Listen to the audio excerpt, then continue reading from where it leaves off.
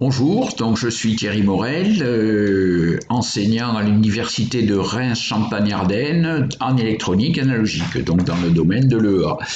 Je vous présente ce deuxième tuto dans lequel on va voir comment on réalise une analyse transitoire, donc en fonction du temps. Je profiterai à l'occasion de cette analyse transitoire pour vous présenter deux SPICE directives, donc la première qui s'appelle point param, qui permet d'affecter à un composant la valeur numérique d'un paramètre, et la deuxième point step, qui permet d'effectuer plusieurs simulations avec plusieurs valeurs d'un paramètre et de superposer ces simulations. Voilà. On verra également comment on réalise dans LT-SPICE un potentiomètre. Alors les petits circuits, j'ai pris deux petits circuits comme exemple. Le premier petit circuit, c'est un générateur de tension sinusoïdale qui alimente une diode et une résistance, ou alors qui alimente une diode, une résistance et une kappa en parallèle. Donc dans le premier cas, avec juste la résistance, eh bien, on regardera le redressement simple alternance, et dans le cas de la résistance en parallèle avec la capacité, eh bien, on regardera comment on fait ce qu'on appelle de la conversion alternative continue. Pour le deuxième petit exemple, donc j'ai choisi un amplificateur à transistor bipolaire, un montage tout à fait classique, dans lequel je remplace la résistance d'émetteur habituelle par un potentiomètre. Le point milieu du potentiomètre est relié à une capacité de découplage. De cette façon-là, on va partiellement découpler la résistance d'émetteur et ça permet de régler le gain de l'amplificateur, le gain en tension de l'amplificateur.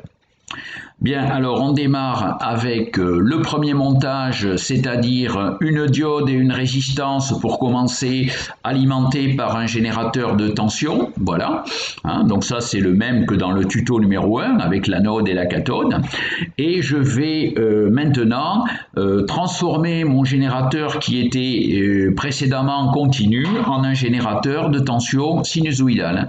Alors pour ça, je vais donc, vous avez vu la petite main sur le générateur, clic droit, donc là j'ai une valeur continue à 0, peu importe, elle va être écrasée, je vais dans Advanced ici, voilà, et là dans Advanced, eh bien, je me retrouve avec plusieurs possibilités. Donc là vous voyez que pour l'instant on est sur None, là ça veut dire que c'est une tension constante, mais je peux également faire un générateur de tension de type V-Pulse. Donc là, ça sert à faire un signal carré ou triangulaire. On retrouve à l'intérieur le min, le max, un délai éventuellement, un temps de montée, un temps de descente, un théon qui est la durée à l'état haut, et une période et éventuellement n cycle, on verra ce que c'est. Vous avez aussi la possibilité de faire un générateur de tension sinusoïdale, donc je ne le décris pas parce qu'on va en parler juste après. Vous pouvez aussi mettre un générateur de tension exponentielle ou encore VSFFM. Donc là, ça c'est un générateur de tension sinusoïdale modulé en fréquence, ou alors un générateur de type donc je vais revenir là, ou un générateur de type PWL. Donc là c'est un générateur défini par des couples T1, V1, T2, V2, T3, V3, etc. On peut également mettre mes couples T1, V1, T2, V2, etc. dans un fichier et rentrer ce fichier là comme grandeur d'entrée pour alimenter le circuit. Voilà. Donc je vais dans le générateur sinusoïdal, voilà. Qu'est-ce qu'on retrouve comme paramètre ? Un offset, donc là je vais mettre 0 par exemple, ça c'est la composante continue éventuelle qu'on peut rajouter au signal sinusoïdal. Une amplitude, bien je vais mettre 5 volts de manière à être sûr de débloquer la diode. Une fréquence, je vais choisir 1 kHz, voilà. Je peux éventuellement mettre un délai, donc on va mettre un délai de 1 milliseconde pour voir ce que ça donne, voilà. Alors celui-ci, je ne sais pas ce que c'est. Vous pouvez également mettre mettre un déphasage. Donc par défaut, le déphasage est à 0, c'est-à-dire que là vous avez un signal sinusoïdal qui part de 0 à t égale 0 en montant. Voilà. Si je mets un déphasage de 180 degrés, ben, il partira de 0 à t égale 0 en descendant. Si je mets un déphasage de plus ou moins 90, eh bien je transforme mon sinus en cosinus. Voilà. Vous avez un autre paramètre qui est n-cycle. Alors là, ben, ça définit le nombre de périodes que vous voulez simuler. Hein. Si je mets par exemple n-cycle égale 3 périodes, eh bien là, il va me simuler 3 périodes et il s'arrête. Voilà.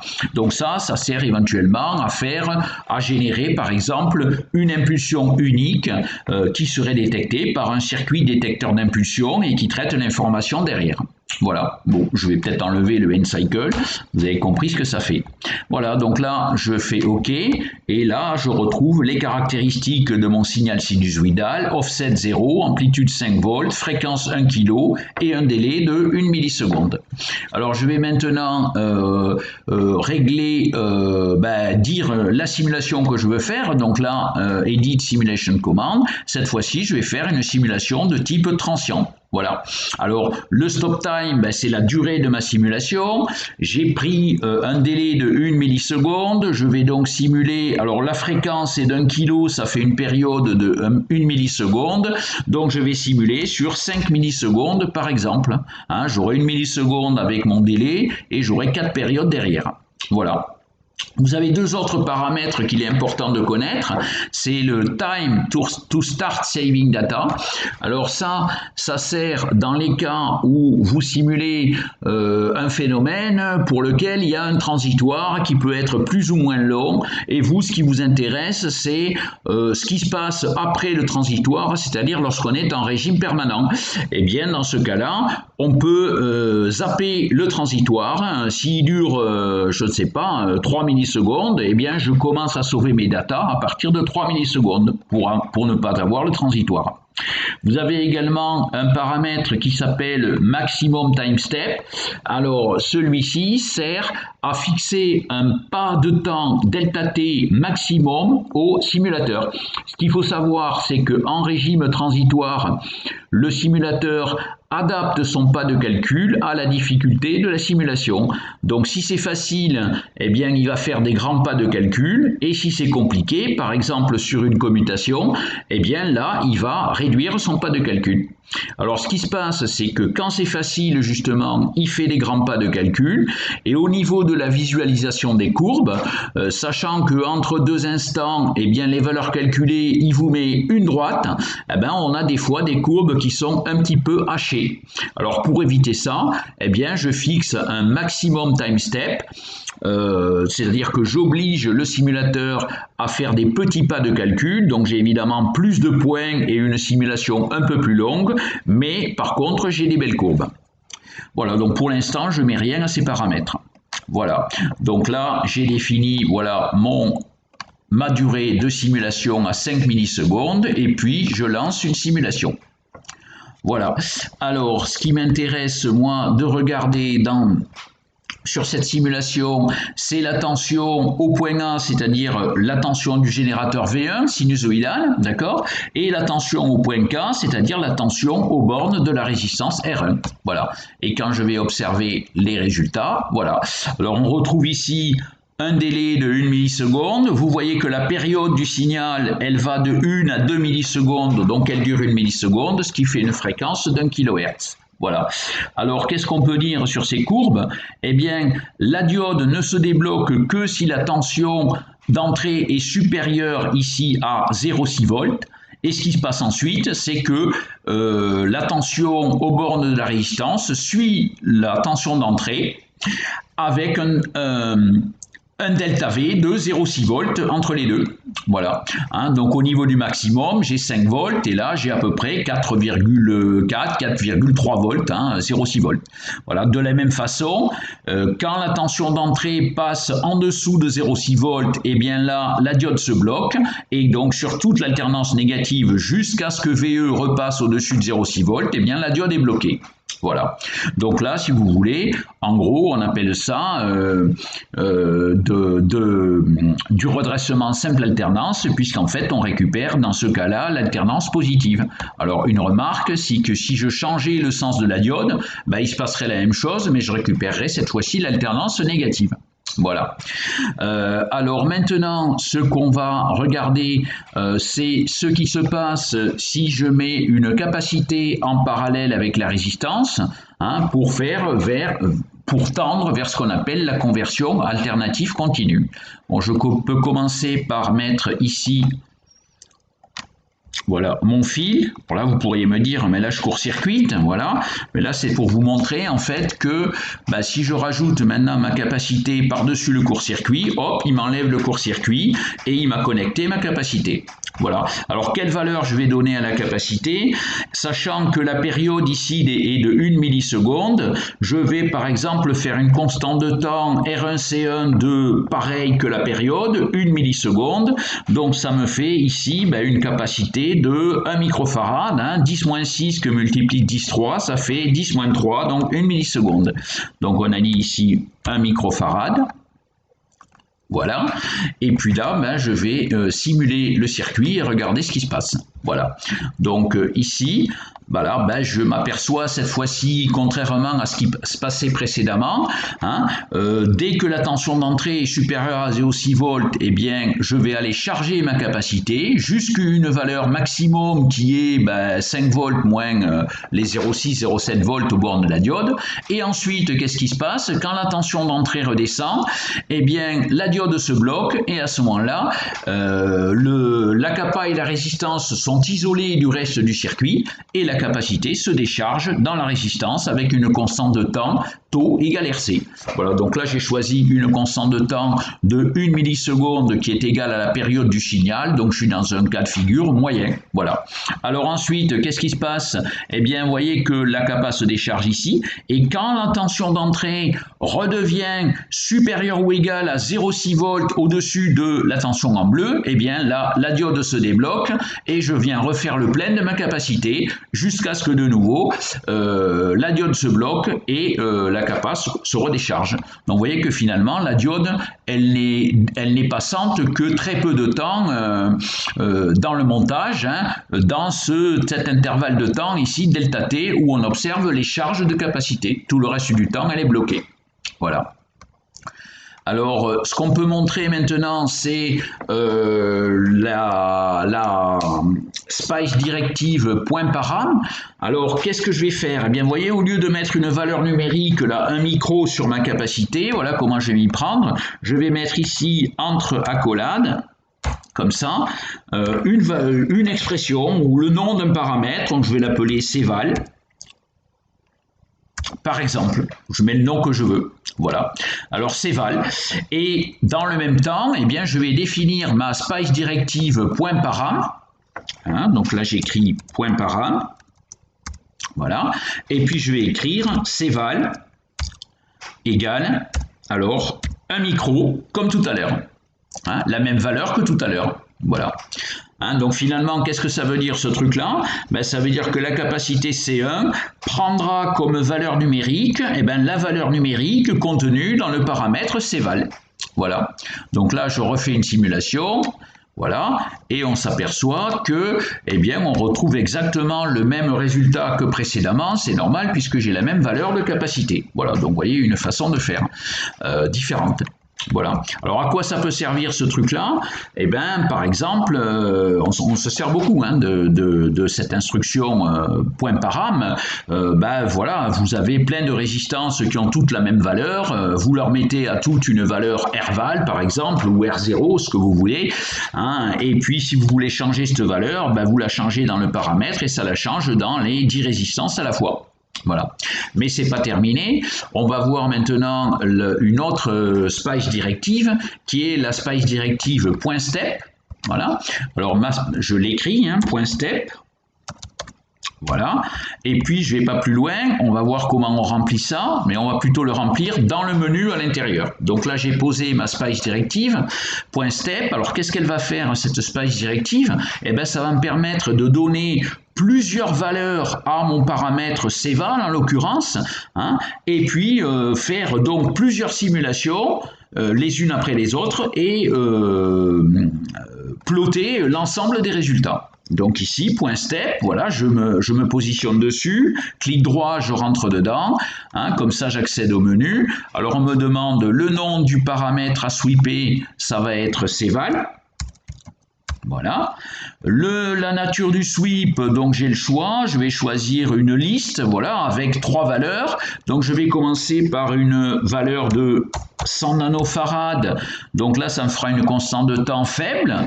La valeur de tout à l'heure, 1 microfarad, et puis je vais prendre une forte valeur de kappa.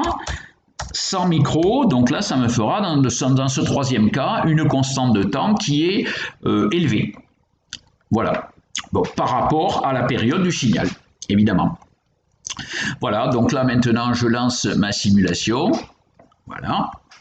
Et là, voilà, ce qu'on voit, c'est que finalement, le simulateur, il m'a simulé, il m'a fait la simulation pour les 3 valeurs de capacité. Hein, donc, cval égale 100 nano, 1 micro et 100 micros pour la dernière. Voilà. Alors, je m'aperçois d'un petit truc, c'est que j'ai pas simulé assez de périodes, puisque la kappa étant grosse, elle met plusieurs périodes à se charger complètement. Donc on va simuler un tout petit peu plus longtemps et je vais également enlever le délai. On a vu ce que ça faisait. Hop, alors j'enlève mon délai et ok. Et puis je vais simuler sur, on va dire par exemple 10 millisecondes à la place de 5. Voilà.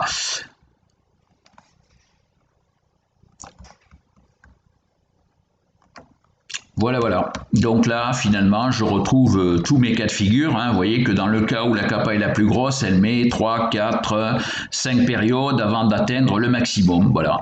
Hein. Donc ce qu'on avait dit, c'est que quand la constante de temps RC est petite, eh bien la kappa se décharge très vite. Et donc, entre 2 instants où je viens refaire le plein, elle s'est complètement déchargée. Alors qu'au contraire, quand la capacité est très grosse, eh bien elle se décharge quasiment pas. Et j'obtiens à peu près une tension continue qui vaut grosso modo le max 5 volts moins la tension de seuil de la diode.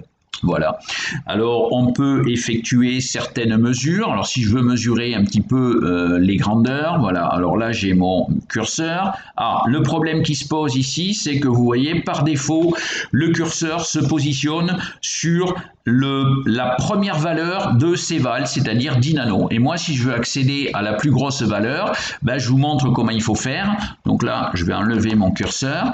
Et vous voyez, dans le plot setting, vous avez ici une option qui s'appelle Select Step. Voilà. Et là, par défaut, j'ai mes 3 steps qui sont sélectionnés, hein, Select All, et moi je vais en prendre qu'un, par exemple, le plus gros pour 100 microfarads, voilà. Et puis là, vous voyez, il m'affiche plus que la courbe avec 100 microfarads. Et alors à ce moment-là, je peux venir maintenant mesurer la tension, voilà, à peu près constante, voilà, je vais vers le bout, et je trouve à peu près 4,2 volts, voilà. Donc là, ça veut dire que j'ai une tension en gros de seuil de 0,8 volts. Entre le maximum 5 volts et la tension maximale redressée. Voilà. Donc là, finalement, vous voyez que dans ce cas-là, on parle de conversion alternative continue. Alors, je vais peut-être replacer, hop, mes 3 courbes. Voilà, all. Voilà, dans le cas où la constante de temps RC est grande devant la période du signal incident, eh bien, on parle de conversion alternative continue. Hein, et c'est le principe qui est mis en œuvre en gros dans les chargeurs de téléphones portables, de tablettes ou de cigarettes électroniques. Alors vous avez en entrée d'abord un transformateur 220 volts 7-8 volts. Voilà. Ensuite, vous avez un redressement, un convertisseur alternatif continu. Donc souvent, c'est plutôt un convertisseur avec 4 diodes. On appelle ça du du redressement double alternance, voilà, et filtré avec une capa. Et puis derrière un petit régulateur de 5 volts et à la sortie, ben, vous obtenez un beau signal continu de 5 volts qui va vous permettre d'alimenter votre appareil électronique. Voilà, donc là on a terminé avec cet exemple-là et je vais passer maintenant au deuxième petit exemple. Donc ça c'est un amplificateur classique à transistor bipolaire, voilà. Hein. Donc par exemple alimenté sous 20 volts, voilà. Hein. Et puis on retrouve en entrée un pont R1, R2 qui va permettre, en jouant sur R1, R2, de fixer la tension sur la base du transistor. Vous avez sur l'émetteur une résistance d'émetteur, donc là vous avez en fait deux résistances en série, on va en parler après, qui sont faites pour simuler un potentiomètre, et vous avez au niveau du collecteur une résistance RC, hein, donc classique, entre le collecteur et la tension d'alimentation. Voilà. On retrouve en entrée ici et en sortie deux capas qu'on appelle des capacités de liaison. Celle-ci en entrée vous permet de superposer au point B la composante continue et le petit signal fourni par le générateur VE qui est ici. En sortie, bien évidemment, quand on fait un point de polarisation, quand on calcule le point de polarisation, eh bien on s'aperçoit que la tension collecteur, elle a une certaine valeur, par exemple 10 volts ou 12 volts, et par-dessus se superposent les variations liées aux variations de l'entrée. Eh bien cette capacité CS sert à filtrer la composante continue, de sorte qu'à la sortie, on obtient comme signal uniquement la partie variable de la tension VC de T. Voilà. Alors ce que j'ai mis derrière aussi, c'est la simulation donc d'un oscilloscope. Les oscilloscopes, ils ont tous une impédance, une résistance d'entrée de 1 mégohm avec une capacité variable entre 10 et 50 picofarads, ça dépend des oscilloscopes. Donc moi j'ai repris ici la capacité des oscillos numériques qu'on a dans les salles de TP. Voilà. Alors revenons un moment sur la façon de fabriquer le potentiomètre. Vous voyez qu'on utilise encore des spice directives point par an, deux spice directives. Alors vous avez ici ma résistance RE, elle est constituée de deux résistances en série, REH et REB, et la somme des deux vaut RE. Le paramètre RE, je l'ai mis ici, dans le point par an, 1,33 kΩ. Voilà. Alors ensuite, comment je fais mon potentiomètre? Eh bien, j'introduis un paramètre alpha qui va modéliser en fait la position du point milieu du potentiomètre, alpha variant entre 0 et 1. Ça veut dire que dans la partie du bas, je vais avoir comme valeur alpha fois RE, donc même technique qu'on a vu précédemment sur l'exemple précédent, hein, entre accolades alpha fois RE, voilà, et en haut, j'aurai 1 moins alpha fois RE. Voilà. Alors alpha variant de 0 à 1. Alors quand alpha égale 0, eh bien cette résistance-là est nulle. Ça veut dire que mon point milieu, il est tout à fait en bas. Alors que quand alpha égale 1, au contraire, c'est celle-ci REH qui est nulle. Et mon point milieu, il est tout à fait en haut sur l'émetteur. Voilà. Alors, sur ce point milieu, je viens positionner une grosse capacité de découplage. Voilà. Hein, donc, ça veut dire que finalement, je vais faire un découplage partiel de la résistance d'émetteur. Hein, et dans les deux cas extrêmes, j'obtiendrai donc pour alpha égale 0, c'est comme si la capacité n'était pas là. Et là, j'ai ce qu'on appelle un montage à charge répartie. Hein, contre-réactionné avec un gain relativement faible qui est donné par moins RC sur RE. Voilà. Dans l'autre cas extrême, pour alpha égale 1, eh bien là, je découple complètement ma résistance d'émetteur. À ce moment-là, j'ai ce qu'on appelle un montage émetteur commun qui est non contre-réactionné avec un gain important qui dépend par contre des paramètres internes du transistor et notamment de son H21, c'est-à-dire son bêta. Voilà. Alors sachant que il y a une grosse dispersion sur les bêtas des transistors discrets, au niveau du gain du montage, évidemment, vous allez avoir des gains qui peuvent varier dans un facteur 2 quasiment, hein, quand vous travaillez avec un montage émetteur commun. Voilà, à cause des bêtas du transistor qui varient dans un facteur 2. Voilà, alors ce qu'on va regarder ici, c'est faire une première simulation. Donc je vais peut-être régler le alpha. On va commencer par alpha égale 0 par exemple. Donc regardez le montage. Alpha égale 0. Voilà. Alors je vous explique pourquoi je ne mets pas 0 ni 1. Parce que si je mets alpha égale 0, ma résistance REB est à 0. Et ça, le simulateur, il n'aime pas. Il ne veut pas simuler une résistance R égale 0. Alors de la même façon, si je fais alpha égale 1, eh bien là, cette fois-ci, c'est REH qui est égal à 0. Et là, je me fais jeter aussi. Voilà, donc 0, ce sera 0,001. Et 1, ce sera 0,999. Voilà. Donc là, je simule grosso modo pour alpha égale 0, donc mon montage, charge répartie. Voilà. Alors là j'ai un signal que j'ai donné à 10 millivolts en entrée avec une fréquence de 10 kHz. Il me faut peut-être quand même indiquer ma simulation transitoire. Voilà. Alors là, 10 kHz, ça fait 0,1 millisecondes. Donc je vais regarder par exemple 5 périodes. Donc 0,5, 0,5 millisecondes. Voilà, et je lance la simulation. J'ai peut-être fait, alors je reprends, 0,5 millisecondes, j'ai dû faire cancel à la place de OK, voilà, donc là j'ai mon pointrant 0,5 millisecondes, et puis maintenant je lance la simulation.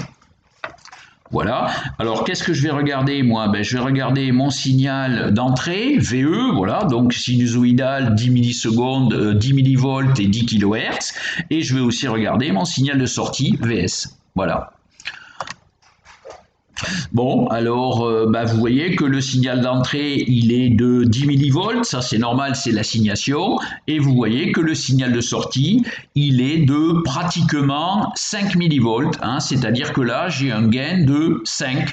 Alors attention, vous voyez que l'entrée et la sortie sont en opposition de phase, ce montage est inverseur, donc en réalité j'ai un gain de quasiment moins 5. Voilà. Alors, si on regarde un petit peu la valeur théorique, alors je vais refaire un petit coup comme ça. La valeur théorique du gain, c'est moins RC sur RE. Donc, si je prends ma machine à calculer, 6,67 divisé par 1,33, voilà, et ça me donne... excusez-moi, j'ai fait une erreur. 6,67 divisé par 1,33. Voilà, ça me donne un gain qui est égal à 5,01. Voilà. Et moi, je trouve un gain qui est égal à, je peux le mesurer, ok, si je vais ici sur la sortie, voilà, donc je vais prendre, peu importe, dans ce cas-là, je peux prendre l'alternance positive, ce ne sera pas le cas, voilà, j'ai 48,98, donc j'ai 49 millivolts, ce qui me fait un gain de 49 sur 10, c'est-à-dire 4,9, voilà. Donc en théorie, j'ai 5,01 et là, je trouve un gain de 4,9. Voilà. Alors, ce qu'on peut regarder maintenant, ça, je vais l'enlever. Ce qu'on peut regarder maintenant, c'est l'autre position extrême, c'est-à-dire là, dans le cas où j'ai cette fois-ci non plus 0, mais 1. Donc là, je vais mettre 0,999 par exemple. Voilà. Donc là, je simule alpha égale 1. Donc là, ça va être le montage émetteur commun avec un gain sûrement beaucoup plus gros. Voilà. Bon, alors du coup, vous voyez, le signal de sortie, on était à 50 millivolts tout à l'heure, maintenant on est à presque 3 volts et 3,6 volts sur l'alternance négative. Voilà, donc 3,6 avec une entrée de 10 millivolts. Voilà, donc si vous voulez regarder un petit peu les deux signaux, le problème là c'est que le VE on le voit plus du coup, 10 millivolts. Donc là je vais par exemple faire un VE fois 200. Voilà, là j'ai le droit de faire VE fois 200, voilà, et puis bon, là voilà mon VE, je vois quelque chose maintenant, voilà.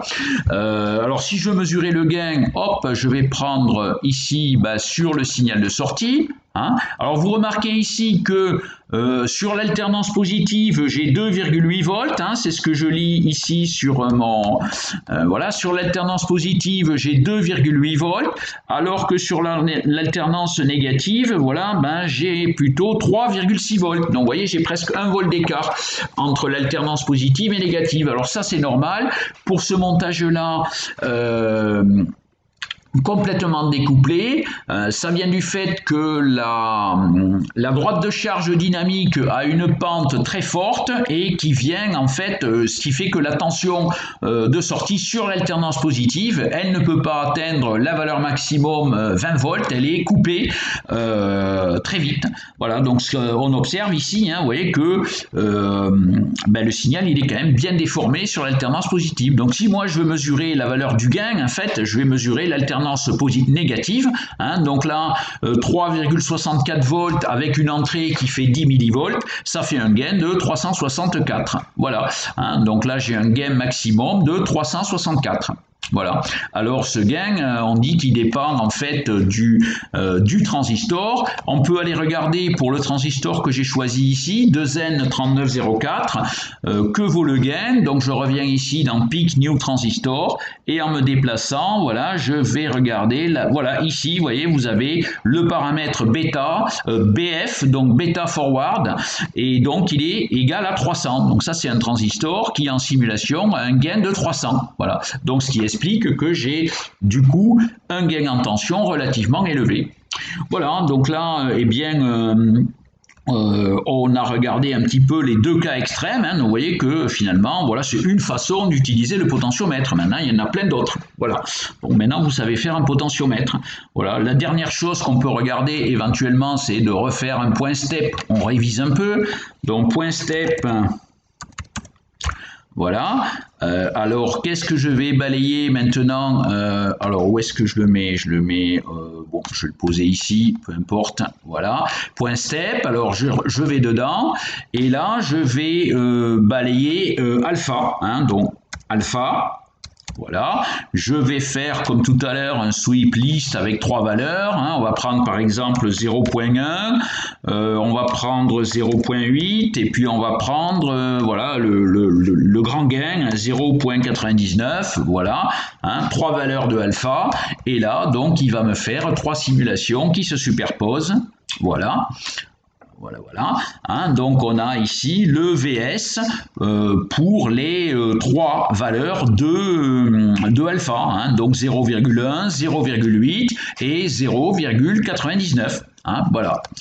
Ok, ben je crois que là on a à peu près fait le tour de ce que je voulais vous montrer pour ce tuto numéro 2. Donc ben, on s'arrête là et puis rendez-vous au prochain tuto. Voilà.